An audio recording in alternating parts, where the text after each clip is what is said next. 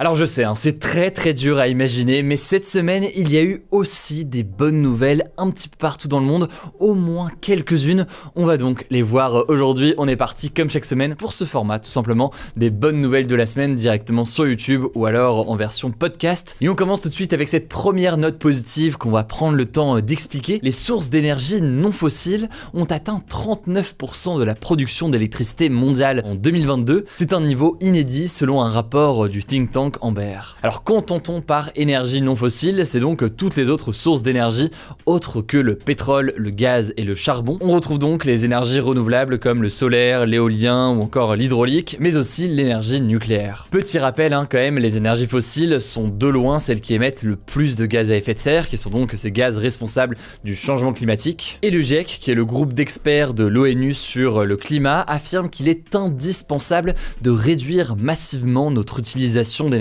fossile pour pouvoir espérer limiter au maximum le réchauffement climatique. Je vous en avais parlé au mois de février, cette dynamique de remplacement des énergies fossiles, elle est notamment en progression spécifiquement en Europe. En effet, l'Union européenne a produit de mars 2022 à la fin janvier 2023 10% d'énergie solaire et éolien de plus que sur la même période de 2021 à 2022. Et dans le même temps, et dans un contexte international particulier, la consommation de gaz a chuté de près de 20% sur cette période. Bon, vu comme ça, c'est plutôt une bonne nouvelle, c'est pour ça que c'est dans ce format, mais il faut quand même apporter beaucoup de nuances. Déjà dans le monde, le charbon reste la plus grosse source d'électricité aujourd'hui. 36% de l'électricité mondiale en 2022 a été produite à partir de charbon, alors que c'est la méthode la plus polluante. Et comme au global, la consommation d'électricité a augmenté dans le monde en 2022, eh bien les émissions de CO2 ont atteint un niveau record, avec une hausse d'1,3% par rapport à 2021. Ce qu'il faut donc comprendre ici, c'est que certes, il y a une proportion potentiellement de plus en plus importante des énergies renouvelables, mais si en parallèle les énergies fossiles continuent à augmenter ou continuent à rester au même niveau, eh bien pour le climat c'est pas une bonne chose. Au contraire, il faut à la fois avoir davantage de renouvelables et à la fois baisser l'utilisation des énergies fossiles. C'est ce que disent tous les scientifiques aujourd'hui sur le sujet. Vous l'avez compris donc, il y a un enjeu de produire de l'électricité différemment, mais aussi un enjeu d'utiliser tout simplement moins d'énergie. Je vous renvoie à la vidéo qu'on a postée sur le changement climatique il y a quelques jours sur notre chaîne YouTube principale. Le lien est directement en description. Allez, on continue avec une deuxième actualité. Des scientifiques ont réussi pour la première fois à cartographier intégralement le cerveau d'un insecte. Alors je sais, dit comme ça, de loin, ça paraît pas forcément exceptionnel si on ne connaît pas forcément le sujet, mais c'est en réalité une avancée scientifique assez majeure. Et c'est assez impressionnant puisque ça a été obtenu par une équipe de chercheurs après 12 ans de travail. Pour vous donner une idée, le cerveau de la larve de mouche qu'ils ont cartographié possède plus de 3000 neurones et plus de 500 000 synapses, qui sont donc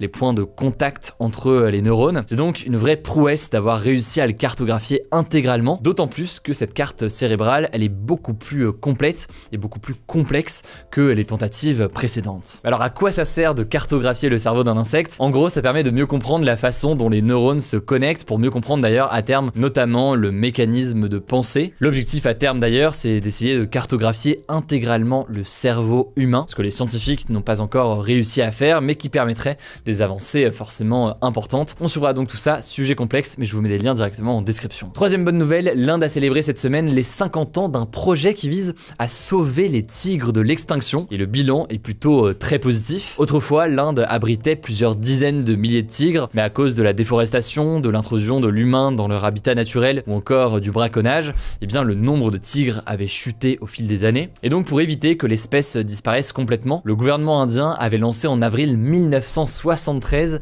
le projet Tigre, qui avait pour objectif de préserver l'espèce dans le pays. Dans le cadre de ce projet, le nombre de réserves naturelles en Inde a été multiplié par 3 et le bilan donc en termes de protection des tigres est très positif. L'Inde compte aujourd'hui plus de 3000 tigres et c'est un nombre qui augmente d'environ 6% chaque année selon les autorités indiennes. Bref, bonne nouvelle, je passe la parole désormais à Madeleine pour les autres bonnes nouvelles et je reviens juste après. Merci Hugo et salut tout le monde, on continue avec une quatrième actu toujours en Inde. Ce mardi, les autorités ont annoncé que la rivière de Kuthampurur, qui avait été déclarée morte en 2005, a officiellement été restaurée. En fait, le cours d'eau dans l'état du Kerala avait été complètement étouffé par les immenses quantités de déchets qui ont été déversés pendant une vingtaine d'années. La rivière était passée de 35 mètres de profondeur à seulement 5 mètres et les déchets toxiques ont empêché la faune et la flore de se développer et ont complètement anéanti la vie marine. Et donc face à ça, les habitants ont décidé de se mobiliser pour la nettoyer. En tout, environ 700 personnes, principalement des femmes, ont passé près de 2 mois mois à enlever les déchets du cours d'eau. Et finalement, quelques temps après, le gouvernement de l'État du Kerala a décidé de reprendre le projet et de le financer. Et donc après 6 ans d'efforts, les autorités ont finalement annoncé ce mardi que la rivière était officiellement restaurée et que des espèces animales et végétales y ont fait leur retour. 5e info, un vaccin contre le cancer et les maladies cardiaques devrait voir le jour, je cite, d'ici la fin de la décennie, selon le Dr Paul Burton, le médecin-chef de l'entreprise pharmaceutique Moderna, la société qui a développé l'un des principaux vaccins contre le Covid. En fait, dans une interview aux médias britanniques The Guardian, le patron de Moderna a expliqué qu'ils sont en train de développer un nouvel ensemble de vaccins, je cite, révolutionnaire. Ces vaccins seront personnalisés et adaptés aux différents types de cancers, ce qui pourrait sauver des millions de vies.